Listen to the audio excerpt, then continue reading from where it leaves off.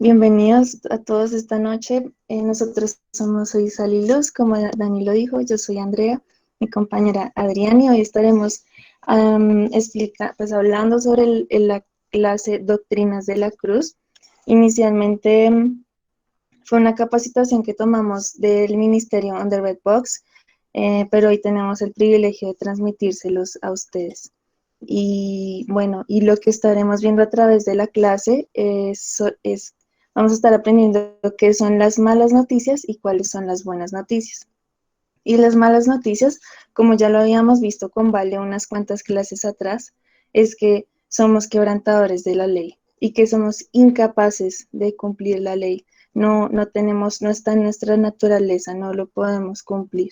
Pero las buenas noticias es que Jesús sí cumplió la ley, que Él sí la obedeció en todo, agradando a Dios en todo, y que Él, quien era el único con el poder y el querer de rescatarnos del pecado, de ese estado en el que nos encontrábamos apartados de Dios, lo hizo. Y lo hizo por medio de la cruz. Y Él es nuestra solución. Siguiente, por favor. Así que lo que veremos hoy será las 7 obras de Jesús en la cruz, lo podemos ver aquí a la derecha. Son la sustitución, justificación, regeneración, santificación, redención, reconciliación y propiciación. Todas tienen fundamento bíblico, todas hablan del sacrificio de Jesús en la cruz y cómo somos salvos por esto. Digamos que la diferencia en cuanto a lo práctico es que a veces, la diferencia es que a veces podemos usar un mensaje u otro. Hay veces que un mensaje, la doctrina puede llegar al corazón de una persona con más efectividad, por así decirlo, pues según sea su situación, puede que reciba mejor una doctrina más que otra, pero en realidad esto aquí sí debemos ser totalmente dependientes del Espíritu Santo porque Él es quien discierne los corazones de las personas y Él es quien nos guiará ay, yo no activé, nos guiará para ver con cuál doctrina compartimos su palabra. Y antes que nada, es importante que tengamos muy en claro nuestro problema, porque para hablar de la cruz es necesario enfatizar que nuestro problema es grande. Nuestro problema es que Dios nos dio una ley santa y nosotros no la obedecimos. Esto nos causa consecuencias, y es que vamos a ser juzgados y a ser hallados culpables. Y bueno, acá lo podemos ver a la izquierda, que comienza por el pecado, porque por el pecado es que somos hallados culpables delante de Dios, muertos espiritualmente, sucios, mente sucia, corazón sucio, esclavos, imposible librarnos del pecado, enemigos, ya no buscamos agradar a Dios y estamos bajo la ira, pero hay una solución y lo podemos ver en muchos versículos de la Biblia, pero acá hay uno, Juan 3, 16, 17, y lo pueden leer, y esa es la solución, que Dios envió a su Hijo, quien se hizo carne, quien anduvo una vida perfecta, sin pecado, obedeciendo la ley en todo. Él hizo lo que tú y yo no podíamos hacer, y tal cual como dijo Juan el Bautista, he aquí el Cordero de Dios, quien quita el pecado del mundo. Y si Jesús quita el pecado del mundo, nuestros problemas se resuelven, porque luego somos hallados inocentes delante de Dios, vivos, pues, esta infusión del Espíritu Santo en nuestra vida nos limpia, nos hace libres, rompe cadenas, somos reconciliados con el Padre y amados. Siguiente, por favor.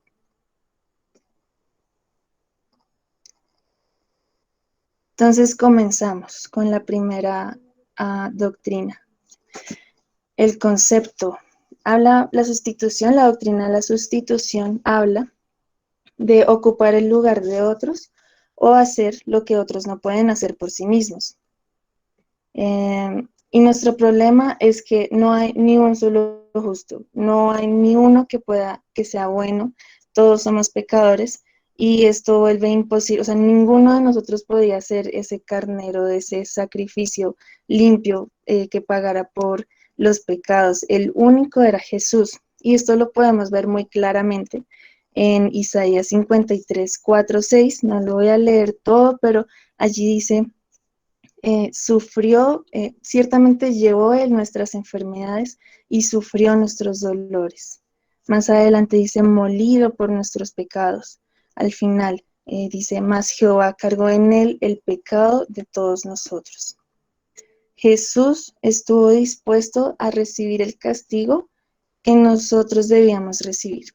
Él estaba tomando nuestro lugar en la cruz, de modo que el que está en la cruz, el que está en Cristo, ya no tiene que recibir este castigo, pues ya no tendrá que ser pagado dos veces. Jesús ya lo hizo por nosotros. Y hay que decir que Él también, Jesús se hizo nuestro sustituto, también para que nosotros, a través de su sacrificio, pudiéramos tomar también su lugar, para que nosotros pudiéramos sentarnos en lugares celestiales. Y vemos dos ejemplos de esto en la Biblia. Uno está en el Antiguo Testamento, en Génesis 22, cuando Dios le pide a Abraham que ofrezca a su hijo Isaac como sacrificio, como ofrenda quemada. Y en el momento en el que en el que Abraham va a matar a Isaac, Dios le dice, Abraham, no le hagas daño. Y Dios provee un carnero. Entonces Isaac es como quien es el que representa a la humanidad, los que íbamos a morir, pero llega Dios y provee un sacrificio, un carnero. Esta es como la figura de Jesús, de lo que él eh, iba a ser en la cruz. Y otro ejemplo lo vemos en el Nuevo Testamento, cuando Barrabás, que es un hombre que iba a ser sentenciado a la muerte por sus crímenes, que eran graves, no va a la cruz, sino que es Jesús quien es sentenciado en lugar de él. Barrabás, que sí era un criminal, que sí era malvado, sí había cometido crímenes, es dejado suelto, y en lugar de eso es Jesús, quien era totalmente justo, inocente, quien va a la cruz. Y bueno, y me gusta aquí lo tomé de una prédica de Itiel, me gusta mucho que igual Jesús también murió por Barrabás. Entonces, este es el ejemplo de la sustitución. Siguiente, por favor.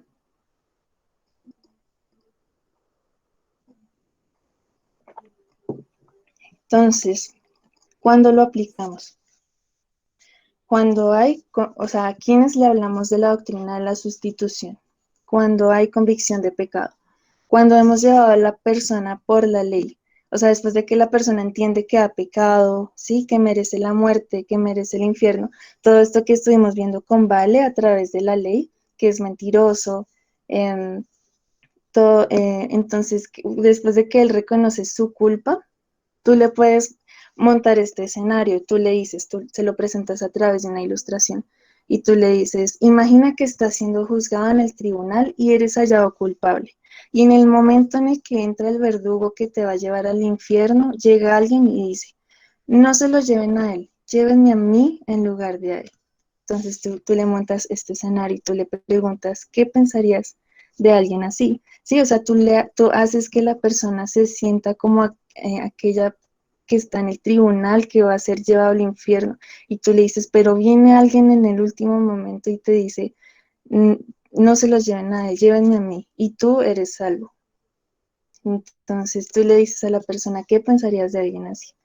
Y es importante aquí hablar del amor de Dios, porque nos pasó una vez en la universidad que una muchacha nos dijo, no, eso no tiene sentido, no es lógico. Y es necesario también hablar de este amor de Dios que es tan grande, que supera todo entendimiento. Primera de Juan 1:17 dice, pero el amor inagotable de Dios y su fidelidad vinieron por medio de Jesucristo. Entonces, el llamado final siempre es el mismo, el llamado siempre es a arrepentirse, apartarse del pecado y acercarse a Dios, pero digamos en esta ocasión tú le puedes decir, si tú quieres que Jesús ocupe tu lugar, tendrás que pedírselo, reconocer que sin Él estás perdido. Y tú le dices, apártate del pecado y reconoce a Jesús como tu Señor y Salvador. Listo, siguiente, por favor.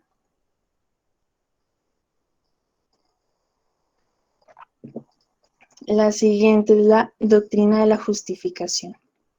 Es la respuesta de Dios a la fe genuina, por medio de la cual Él perdona nuestro pecado, nos declara perfectos y sin pecado y nos da crédito por la vida recta que vivió Jesús. Nuestro problema es que no hay nada que tú y yo podamos hacer para ser justos delante de Dios. No somos lo suficientemente buenos, ni puros, ni santos, ni inocentes. No se trata de una balanza de cuántas cosas buenas puedas hacer, sino que se trata de la fe en Cristo. Y es aquí, y es esta la buena noticia, que somos hechos justos por la fe en Cristo. Y una forma de ver que no tenemos nada que ver ahí con la obra de la justificación es viendo en la Biblia cómo obtenemos la justicia. Y en Romanos 3:22 y 28 vemos que es por fe. Que no tiene que ser por obras para que nadie se gloríe, sino que esta es la justicia que Dios nos da. Cuando ponemos nuestra fe en Cristo, somos declarados inocentes, justos y lavados por la sangre. También obtenemos la justicia por la gracia. Dice allí en Romanos 3:24, siendo justificados gratuitamente por su gracia. Y gracia es todo aquello que Jesús compró con su sangre por medio de la cruz y nos entrega gratuitamente. Es gratis, pero no es barata, porque Jesús pagó con su sangre. Yo lo recibo gratis y yo digo, gracias Señor, pero Él es quien pagó el precio por mí. Dice también que por la sangre, ¿cierto? En Romanos 5:9, dice, hemos sido hechos justos delante de Dios por la sangre de Cristo, dice allí. Entonces, de nuevo, esto me muestra que realmente todo tiene que ver con lo que Jesús hizo, que yo no estoy ahí en ninguna parte, yo no aparezco en esos versículos en ninguna parte. No es que yo tenga que esforzarme para llegar a ser justo, pues Jesús fue hecho pecado para que yo fuera hecho justicia. Y en la aplicación, entonces, ¿a quiénes le hablamos de la doctrina de la justificación? A aquellos a los que creen que las buenas obras los hacen justos. Y es que la justicia no es algo en lo que vamos creciendo, no tiene que ver o sea, en realidad tiene que ver con nuestra naturaleza, que Dios es justo y fuimos hechos a través de Cristo por la obra de la salvación, una nueva creación justa, santa y sin mancha. Entonces no se trata no se trata de madurez espiritual, no es una meta alcanzar, no es algo que va y viene, no tiene que ver con que si cometo un error y pequé, se me va la justicia. Y bueno, y yo sé que aquí hay de pronto diferencias doctrinales de pronto, eh, pero yo siento paz y siento que es el agrado que está en el corazón del Padre cuando tú le hablas de justicia a alguien que se apartó porque cometió un error. Porque tú hablas con estas personas y tú sientes y ellos te dicen que se sienten en vergüenza, que sienten esta culpa encima, se sienten indignos. Yo a estas personas les hablaría de justicia, de esa posición favorable que tenemos ante Dios. Yo les diría que ya han sido declarados inocentes y pueden pararse ante Dios sin vergüenza. Y bueno, y mientras tanto pues así como anécdota pequeña, hace como 2 sábados cuando fuimos a Guacamayas, con Juan Carlos pudimos hablar con una muchacha y ella pues efectivamente se sentía así en este estado de vergüenza y lo que le pudimos decir fue que Jesús ya había pagado el precio o sea, ya no tenía por qué estar cargando esa culpa, esa vergüenza, porque precisamente Jesús fue a la cruz para, para quitar eso, y ya no debía tenerlo. Entonces es un mensaje poderoso y que trae como alivio al corazón. Bueno, entonces en la ilustración, pues una ilustración muy clara es la de la balanza. Tú le dices a la persona, no es una balanza entre obras buenas y malas. Y tú le puedes decir, así como tú haciendo la demostración de una persona que cree que es por obras, tú le dices, bueno, puedo darle dinero a los pobres, ir a la iglesia, tener una religión, pero perdón. Había algo muy importante en el punto que les hablé antes, y es que pues igual siempre hay que llevar a la persona a arrepentirse, ¿no? Porque bueno, es justo delante de Dios, pero pues levántate y no peques más. Eso les es muy importante, el arrepentimiento. Bueno, y con la ilustración, cuando usamos las obras, en realidad es peor que se puede como ilustrar a través de un traje con remiendos, que incluso era peor que el que teníamos antes, porque al menos antes nos dejaba ver que éramos culpables, pero ahora cuando digo, no, es que yo hice esto, yo ayudé a tal y yo hice tal cosa, nos estamos vistiendo de orgullo, y eso es incluso peor delante de Dios. Entonces lo que tú le dices a la persona, el llamado que tú le haces es, tú le dices, no puedes tomar parte en tu salvación, o sea, es todo desinfla el ego. Necesitas reconocer tu impotencia.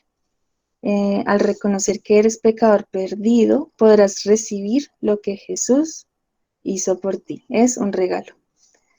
¿Listo? El siguiente, por favor.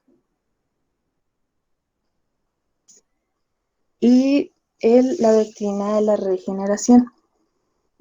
Este es el nuevo nacimiento. La naturaleza de Dios entra dentro de nuestro espíritu. Ahora es un ser nuevo en Cristo. El espíritu hace de usted una nueva criatura. Cambia completamente su espíritu cuando realmente se arrepiente y vuelve a Dios. Y nuestro problema es que, como dice la Biblia, estamos muertos en nuestros delitos y pecados. Y lo que hacemos a veces es que intentamos salvarnos al cambiar nuestro hombre exterior, nuestra vida exterior. Pero no vamos a lograr nada de esta forma, porque el problema está en nuestro hombre interior, en nuestro espíritu, en que andamos en muerte espiritual. Así que podemos decir que el nuevo nacimiento no es la membresía a una iglesia, el bautismo en agua, el cumplimiento de los deberes religiosos, hacer oraciones, leer la Biblia, ser de buena moral. Este no es el nuevo nacimiento. Nicodemo, Jesús se dirigió a él en el Nuevo Testamento, y Nicodemo, quien poseía la mayoría de estas cualidades que acabamos de mencionar, eh, Jesús le dijo, os es necesario nacer de nuevo. Y por ejemplo, el ladrón de la cruz y otros que Jesús perdonó mientras cuando estuvo acá en la tierra, todos ellos fueron salvos sin necesidad de estas cosas. Entonces, ellos simplemente hicieron lo que era necesario. Aceptaron a Jesucristo como su Salvador personal a través del arrepentimiento, y se volvieron a Dios de todo corazón. Entonces, arrepentimiento, apartarse del pecado y volver a Dios. Y esta es la buena noticia, que esa muerte espiritual, que fue la primera en entrar a la tierra, y que fue primero entró en nuestro espíritu y luego se manifestó en nuestro cuerpo físico. Jesús terminó con esta muerte espiritual. Él tomó nuestra naturaleza pecaminosa, la naturaleza de muerte espiritual, para que pudiéramos tener vida eterna. Entonces, en la aplicación, el siguiente, ya me quedan 2 minutos. Entonces, ¿a quién le compartimos la doctrina de la regeneración? La compartimos cuando se hace necesario enfatizar cuál es el verdadero nuevo nacimiento. Y sobre todo cuando queremos compartir una promesa de Dios, también es muy importante, porque la realidad es que es que las promesas no son para todos. O sea, la llave que abre las promesas de Dios es esta, el nuevo nacimiento, que es porque es a través del nuevo nacimiento que llegamos a establecer una relación correcta con Dios. Entonces, cuando tú quieres compartir una promesa de Dios, es necesario que tú le hagas saber a la persona que debe nacer de nuevo, que debe arrepentirse, debe darle la espalda a su pecado y acercarse a Dios. Y bueno, y aquí una ilustración que tú puedes usar es la de la infusión, es como un agua aromática. Entonces tú tomas aquí tus ay, se me fue el nombre, las hierbas aromáticas, y tú dices, hay personas así, entonces es como, esto es agua. Entonces tú dices, hay personas así, que están aquí al lado, que son los que acabamos de hablar, que leen la Biblia, que van a la iglesia, que creen en la fe, pero no han tenido esta infusión del Espíritu Santo. Entonces es necesario que reciban esta infusión, ¿sí? Ah, que las hierbas sean, que recibamos esta renovación de nuestro espíritu a un espíritu celestial. Y el llamado el mismo, que deje el pecado, que se aparte del pecado y se acerque a Dios. Esa era mi parte, ya me estaba pasando un poquito, entonces los dejo. Continúa Adriani, mi compañera. Gracias. Buenas noches, Dios les bendiga. Continuamos entonces con la cuarta doctrina de la cruz, que es la doctrina de la santificación. Como su mismo nombre lo dice, cuando hablamos de santificación hace referencia a santidad. En su concepto lo podemos leer como: la santificación tuvo lugar en el instante en el que Dios nos apartó en la conversión. Es decir, que eso sucede en nosotros en el momento en el que nacemos de nuevo. Dice, cuando comenzamos el largo proceso de dedicarnos en carne y hueso a ser santos, hasta que nuestra santificación se haga completa cuando Cristo vuelva. Es decir, que nosotros recibimos esa santificación en el momento en el que nosotros nos convertimos al Señor y nacemos de nuevo. Pero no es un proceso que se haga inmediato en ese momento, sino que es algo que se va perfeccionando en nosotros hasta el día en que Jesucristo venga. Así como lo dice ese texto, que dice, y la obra que Dios comenzó en ustedes la irá perfeccionando hasta el día de Jesucristo. Entonces, esa obra de santificación se va perfeccionando en cada uno de nosotros. El problema que teníamos es, como lo pueden ver ahí en la imagen, es que nosotros estábamos sucios. ¿Por qué? Por nuestros pecados, porque le habíamos fallado a Dios, porque no habíamos cumplido su ley. Ese era el gran problema. Y la solución es que gracias al sacrificio que Jesús hizo en la cruz, ahora nosotros podemos estar limpios delante de la presencia de Dios. Siguiente, por favor. Ahí tenemos varios textos, ustedes los pueden leer mejor. Yo voy a leer el de Primera de Corintios, donde dice, más por Él estáis vosotros en Cristo Jesús, el cual nos ha sido hecho por Dios sabiduría, justificación, santificación y redención. Ahí menciona tres doctrinas de las cuales nosotros le estamos hablando en este momento. Siguiente. El de Juan 17:19 dice, y por ellos yo me santifico a mí mismo. Aquí estaba orando Jesús. Jesús mismo fue quien pronunció estas palabras y quien dijo, yo me santifico a mí mismo para que también ellos sean santificados en la verdad. Es decir, nosotros obtenemos la santificación es a través del sacrificio que Jesús hizo por cada uno de nosotros. Por eso él decía, yo me santifico a mí mismo para que ellos sean santificados en la verdad. Siguiente, por favor. Tenemos un ejemplo en el Antiguo Testamento y un ejemplo en el Nuevo Testamento. En el Antiguo Testamento tenemos el ejemplo en Segunda de Reyes, quien era Naamán, general del ejército del rey de Siria. Este hombre, aunque era un hombre muy importante, era un hombre leproso. Y aunque no pertenecía al pueblo de Dios, Dios igual le regaló su sanidad. Y en el Nuevo Testamento tenemos en Mateo 8, cuando Jesús sana a un leproso. Recordemos que en la Biblia la lepra significa el pecado. Es como hacer una comparación con el pecado. La lepra nadie puede curarla, sino solamente Dios, ¿verdad? Asimismo el pecado. El pecado nadie puede quitarlo, sino solamente Dios. Solamente lo podemos obtener a través del sacrificio que Jesús hizo por nosotros. Y pasamos entonces de un estado de suciedad a estar limpios delante de Dios. Siguiente. favor. ¿Cómo lo podemos explicar cuando vamos a hacer evangelismo? Ese día nos podemos vestir con una ropa blanca para hacer la ilustración, la representación, o si no, llevarnos otra, como otra franelita, otro suétercito y explicarlo. Decir de esta forma, cuando nosotros nacemos, Dios nos da una vestidura totalmente blanca. Pero resulta que nosotros, a medida que pecamos y le fallamos a Dios y sentimos rencor y odio en nuestro corazón y miles de pecados, resulta que nosotros manchamos esta vestidura. Si pueden ver acá que hay como una manchita, bueno, cualquiera pudiera decir, ay, pero es una manchita pequeña, ¿qué tanto? Como cuando nosotros le decimos a las personas, sí, pero mentir está mal, y dicen, pero es una mentirita piadosa, pero es una mentirita blanca, como si tuvieran colores. Pues así de pequeñita, una mancha tan pequeña como esta le roba la belleza a toda la prenda. Y si esta ropa la teníamos en nuestro closet y era por decir algo para salir, ahora ya no va a ser para salir porque por la manchita ya la agarramos para estar en casa o ya no nos ponemos para un evento especial, ya no, porque tiene la manchita. O sea, la manchita le robó la belleza. Resulta que cuando aceptamos al Señor, no es que Él tome esta vieja vestidura y la lave y nos deje con la misma, no, sino que lo que Jesús hace a través de su sacrificio es que Él nos da una nueva vestidura, nos pone una vestidura blanca, gracias al sacrificio que Él hizo por cada uno de nosotros. Otra forma en la que lo podemos explicar, ya va, es a través de un quitamanchas. Pueden buscar un potecito de quitamanchas como este, ay, y a la hora de evangelizar pueden decir, miren, este quitamanchas es buenísimo, quita todas las manchas, te lo llevas para la cocina, para la sala, para el baño y te quita todas las manchas.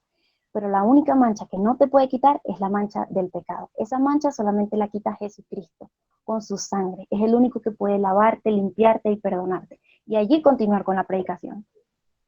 Siguiente. Ok. En este caso, tenemos un ejemplo de una mujer con un vestido de novia. Pregúntale a cualquier mujer que conozcas, a cualquiera, si el día de su boda sería capaz de casarse con un vestido 99% blanco, pero 1% manchado. Es decir, que acá en todo el centro tenga una manchita de este tamaño, que sea una mancha de grasa de carro, una mancha de salsa de tomate, no sé, de lo que sea. Y te aseguro que por muy pequeñita que sea, te va a decir que no, que ese día no se casa con un vestido manchado. ¿Por qué? Porque es un día súper especial, porque tanto que espero ese día, porque eso solamente es una vez en la vida, porque fue su sueño de niña, por lo que sea. Entonces, si nosotros somos así para cosas terrenales, para cosas pasajeras, imagínate cómo es Dios para algo espiritual, para algo eterno, para las bodas del Cordero. Él no va a aceptar una novia con manchas, con arrugas, que no sea santa, sino que Él está esperando una novia santa. Y esa santificación nosotros, la única forma de obtenerla es a través de Jesucristo y del sacrificio que Él hizo por nosotros. No hay mancha tan grande que Él no pueda quitar. Siguiente, por favor. Okay. Ahora vamos a hablar acerca de la redención. Cualquiera se puede identificar con una doctrina, ¿no? O sea, yo por lo menos sin darme cuenta, cada vez que voy a predicar de la cruz, la mayoría de las veces termino hablando de redención. ¿Pero qué significa redención? Es nuestra emancipación del pecado, un cambio de piedad, para que podamos servir a nuestro nuevo amo que pagó nuestro rescate con su propia sangre. Qué hermosa definición, para que podamos servir a nuestro nuevo amo. Hay personas que no se dan cuenta, pero que son esclavos al pecado. Si pueden ver allí en la imagen que hay como un demonio latigando a una persona. Bueno, muchas veces las personas ni siquiera son conscientes de que están atados al pecado y son esclavos del pecado. Y es nuestra misión hacer, a través del Espíritu Santo, ayudarles a abrir los ojos. El problema era que éramos esclavos. Y la solución es que al sacrificio que Jesús hizo, nosotros somos libres. Y en eso consiste la redención. Siguiente, por favor. Okay. Este texto es muy hermoso. En Juan 8 dice, y conoceréis la verdad, y la verdad os hará libre. Jesús es la verdad, Jesús es el único que nos puede hacer libres. Y ellos le respondieron, linaje de Abraham somos y jamás hemos sido esclavos de nadie. ¿Cómo dices tú seréis libres? Jesús les respondió, de cierto os digo, que todo el que hace pecado, esclavo es del pecado. Y el esclavo no queda para siempre en casa. El hijo sí queda para siempre. Qué hermoso. Qué hermosa verdad podemos compartir con los demás. El que hace pecado es esclavo del pecado. Y solamente en Jesús, en el Hijo de Dios, es que nosotros encontramos esa libertad y pasamos de una esclavitud a una libertad. Siguiente, por favor. Okay. En Gálatas 4, quiero que leamos ese versículo, dice, pero cuando vino el cumplimiento del tiempo, Dios envió a su Hijo, nacido de mujer y nacido bajo la ley, para que redimiese a los que estaban bajo la ley, a fin de que recibiésemos la adopción de hijos. Y por cuanto sois hijos de Dios, Dios envió a vuestros corazones el espíritu de su Hijo, el cual clama, Abba, Padre. Así que ya no eres esclavo, sino hijo. Y si hijo, también heredero de Dios por medio de Cristo. Este es el momento donde nosotros tenemos que compartir las buenas noticias, pero con todo lo que traen. Este texto no solamente te dice que eres libre, que antes tenías una condición de esclavo y que ahora gracias a Jesucristo eres libre, sino que además de ser libre, eres hijo de Dios. Y no obstante con ser hijo de Dios, ahora eres heredero de Dios. Tenemos unas muy buenas noticias para compartir con los demás y este versículo es súper clave. Siguiente, por favor. ¿Cómo lo podemos explicar cuando estamos haciendo evangelismo? A ver, bueno, primero este. En el Antiguo Testamento lo encontramos en Éxodo, cuando los israelitas eran esclavos en Egipto. Recordemos, ellos duraron 400 años siendo esclavos y Dios levantó a Moisés para que ellos entonces recibieran esa libertad y llegaran a esa tierra prometida. Es lo mismo que Dios ha hecho con nosotros. Estábamos en esclavitud y Dios nos llevó a una tierra prometida, a una libertad. En el Nuevo Testamento tenemos el ejemplo del endemoniado Gadareno.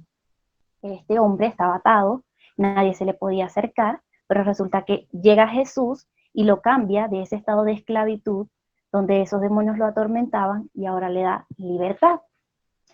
Miren la respuesta de las personas con respecto a Jesús en ese lugar.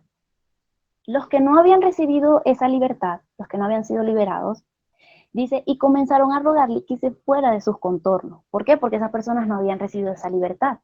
Pero la actitud de este hombre que había estado endemoniado era que él les rogaba que le dejase estar con él. O sea, él quería ir detrás de Jesús. Y esa es la actitud de la persona que ha recibido esa redención, que ha recibido esa libertad, que antes era esclavo y que ahora es libre. Y por eso es que nosotros amamos a nuestro Dios, amamos a nuestro Rey, porque Él nos hizo libres. Nosotros éramos esclavos y ahora somos libres en Él. Siguiente. Listo, ¿cómo lo podemos explicar cuando estamos haciendo evangelismo? Podemos utilizar unas cadenas, podemos llevar unas cadenas como grandes y irnoslas amarrando en todas las manos, pasarlas por el cuello y por la otra mano, mientras contamos una historia de la esclavitud. Podemos decir, si hablamos de la esclavitud hoy en día, pensamos que es una parte vergonzosa de nuestra historia, ¿verdad? Pero a veces no nos damos cuenta y somos esclavos nosotros mismos hoy en día. Y quizás hoy hay muchos esclavos acá y no se han dado cuenta. Entonces todos quedan como esclavos. Sí, esclavos, esclavos al pecado. Hay personas que no se dan cuenta que cuando odian, que cuando tienen resentimiento, que cuando tienen amargura, que cuando hacen algo para dañar al prójimo, en ese momento se están atando al pecado. Y al final terminas con las manos todas envueltas en la cadena y dice, y estas cadenas no te las puso nadie. Estas cadenas no me las puso nadie, nos las pusimos nosotros mismos, con nuestras decisiones, con nuestros malos actos delante de Dios. Pero que el único que te puede dar libertad y puede romper todas esas cadenas es Jesucristo, gracias al sacrificio que Él hizo. Y te vas quitando las cadenas y dices, si tú le ruegas hoy a Jesús y le dices, toma estas cadenas, te las entrego porque yo no las quiero, y le pides perdón por tus pecados y te arrepientes y cambias tu vida, entonces Él te da libertad y puedes tirar esas cadenas. Otro ejemplo, como lo podemos explicar a la hora de hacer evangelismo, es a través de un yugo. Es difícil conseguir un yugo, pero lo podemos como realizar. Y es que un yugo es muy pesado y es la carga que nosotros llevamos antes cuando nos servíamos al Señor. Es muy pesado. Y Jesús nos dice que intercambiemos nuestras cargas con Él y que tomemos más bien su yugo, que su carga es ligera y liviana. Siguiente, por favor. La siguiente doctrina es la doctrina de la reconciliación. Todos alguna vez hemos tenido como un inconveniente tal vez con otra persona y pues como que esas relaciones a veces se fracturan un poco, nos distanciamos de esa persona, pero todos hemos experimentado eso de lo que es tener una relación como fracturada. El concepto es el siguiente, es el principal objetivo de la obra expiatoria de Dios a través de Jesucristo, que quita el pecado y el odio que nos separa y construye un puente para que nuestra relación continúe durante toda la eternidad. Es decir, el problema que nosotros teníamos era que éramos enemigos de Dios. Ese es el gran problema.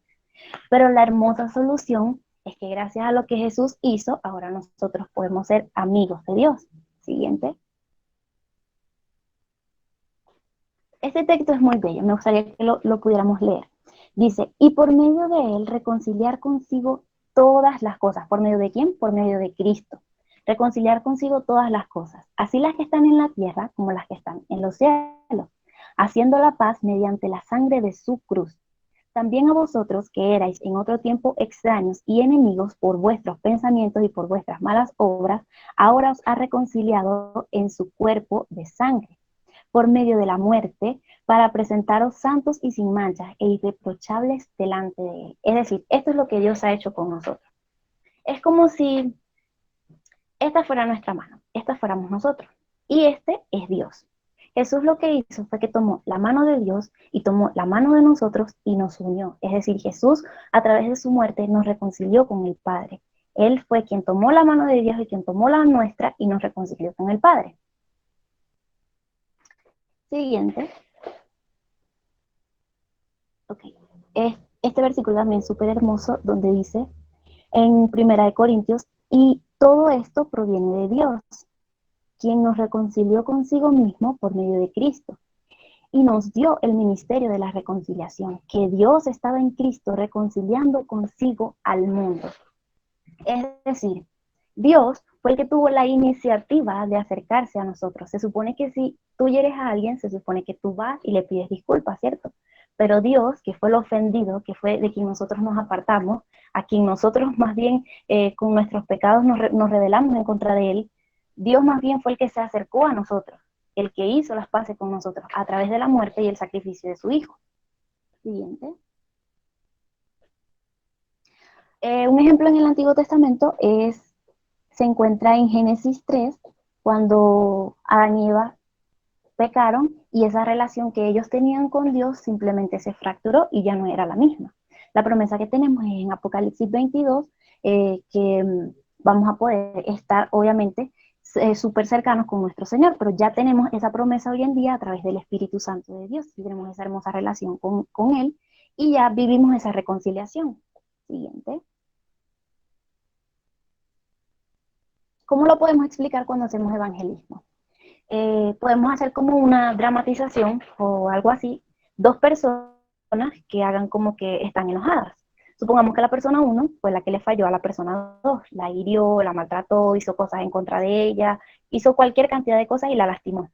Pues resulta que cualquier persona esperaría que la persona número 1 se acercara a la 2 y le pidiera disculpas. Ahora, ¿qué pensaría si la persona número 2 es la que se acerca, abraza a esta persona y le dice, ¿sabes qué? Te perdono. Tranquilo, no pasa nada, yo te perdono. Y eso es lo que Dios ha hecho por nosotros. Nosotros no fuimos los que nos acercamos primero a Él, sino que Él fue el que hizo de todo, entregó a su Hijo para reconciliar esa relación con nosotros. Por eso me encanta ese versículo en primera de Juan 4:19 que dice, nosotros le amamos a Él porque Él nos amó primero a nosotros. Él fue el que buscó reconciliar esa relación con nosotros. También lo podemos explicar a través de un muro, hacer un muro como con anime o con cartón o algo así, y explicar que debido a nuestros pecados nosotros habíamos construido un muro que nos separaba de Dios, pero que ahora gracias al sacrificio de Jesús nosotros podemos retomar esa relación con Dios. El texto dice, porque si cuando éramos enemigos fuimos reconciliados con Dios por la muerte de su Hijo, mucho más ahora siendo reconciliados seremos salvos por su vida. Es una hermosa promesa que podemos compartir también. Siguiente. La última doctrina de la cruz es la propiciación. Dice, Jesús se convirtió en el objeto de ira de Dios en la cruz para satisfacer la justicia de Dios y que su ira se apartara de nosotros. El problema era que nosotros estábamos bajo la ira de Dios. Y la solución es que ahora nosotros somos por Dios, porque quien pagó todo el precio, sobre quien recayó la justicia de Dios, fue sobre Jesús y no sobre nosotros. Siguiente.